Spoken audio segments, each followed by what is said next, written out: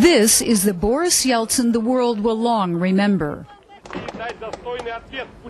August 1991, astride a tank, the president of Russia, facing down a coup against Mikhail Gorbachev, president of the Soviet Union. At that time, I had only one thought: to save Russia, to save this country, to save democracy in the whole world. Anything else would have led to chaos. But this, too, is Boris Yeltsin. October 1993, troops, on order of Yeltsin, opened fire on the Parliament House, the very building where he had made his stand 2 years before. This group is pushing Russia toward an abyss. It is no longer possible to ignore or tolerate this situation. The armed mutiny is doomed. For Gorbachev, long his nemesis, Yeltsin had revealed his true colors. He has trampled on democracy, the first freely elected parliament in Russia in 1,000 years, and he fires on it with tanks. I saw that he was dominated by ambition and love of praise and position, that he has prepared to take the most extreme steps in order to show he could do everything, that anything was in his power.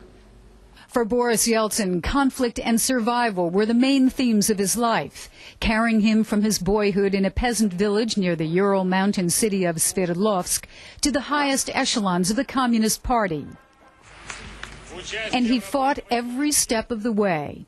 Gorbachev brought him from Sverdlovsk to Moscow, making him party chief. In 1987, he fires him. In 1990, deposed from the Politburo, Yeltsin quits the Communist Party. He calls it the greatest deed of his life, but it comes at a price. You have to remember my biography for the last 8 years. It's all a constant struggle. I have never had a month. I have never had a week. I have never had a day of calm work.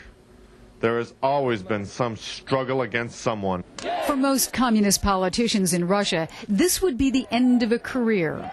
For Boris Yeltsin, it is the first of many rebirths. 2 years later, he's elected to Parliament, becomes its chairman. Then, in June 1991, the first democratically elected president of Russia. As Russia celebrates, the Soviet Union is disintegrating. Yeltsin helps to speed up the process. Gorbachev resigns December 25, 1991. 6 days later, the USSR officially is dissolved.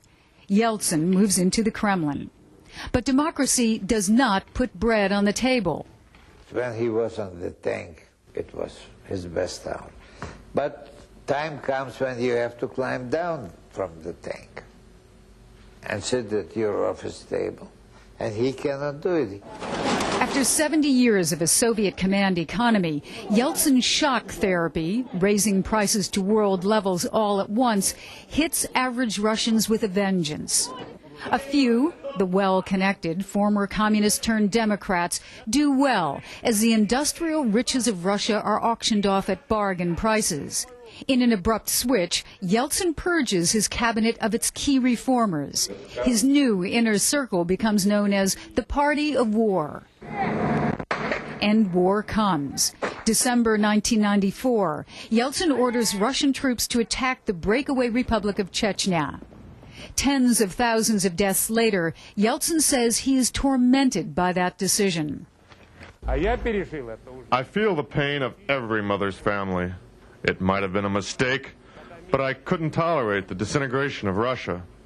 But my heart bleeds for every victim. It makes me sleepless at night, and no one can help me with that. As the presidential election of 1996 draws closer, Yeltsin seems certain of losing. But once again, Boris Yeltsin, phoenix-like, rises from the ashes. His previous presidency was a time of transition from one type of power to another. The elections were sort of a moment of truth, when you realized that there was the old and now there's the new. Ever the populist, Yeltsin once again turns to the people. He fires his party of war and brings back reformers. Aided by an intense media blitz financed by powerful bankers and businessmen, Yeltsin is back in power. But Boris Yeltsin never really begins his second term. Aides say he has a cold. In reality, it's a heart attack. In November 1996, he undergoes a quintuple heart bypass operation, followed by pneumonia. Boris Yeltsin, the husky Siberian, fights back. By March, he's flexing his political muscles, purging his cabinet yet again, this time bringing in a team of young reformers. Even his public look changes.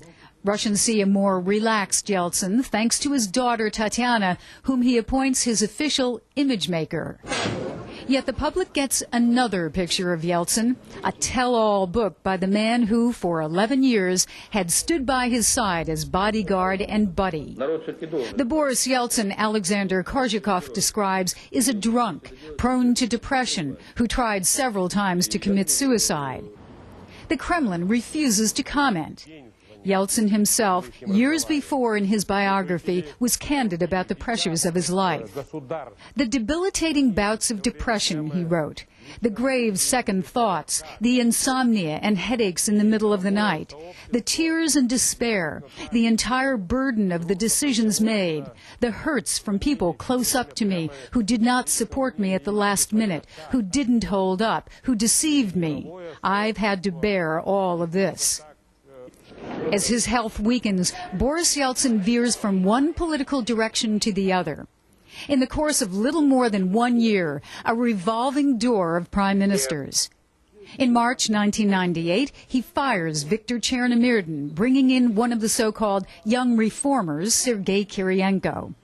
In August, as the Russian economy crashes, he fires Kiriyenko and turns to longtime apparatchik Yevgeny Primakov.